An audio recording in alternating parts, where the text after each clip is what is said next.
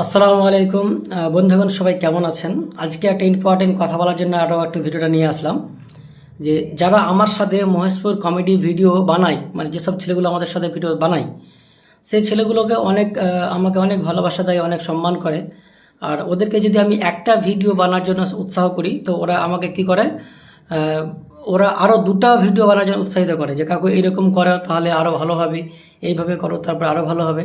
তো ওরা আমাকে একটু বলে দেয়, বাকি ওদেরকে আমি অ্যাটেন্ডেন্স শিখিয়ে দিই যে হ্যাঁ এইভাবে করলে বেশি ভালো হবে।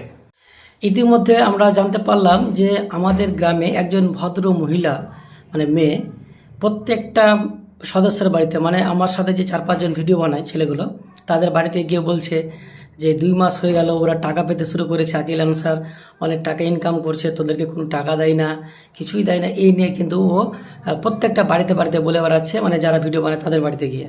তারপর খবরটা পেলাম যে এরকম বলে বেড়াচ্ছে, তো ভাবলাম যে ওকে একটু কিছু বলি।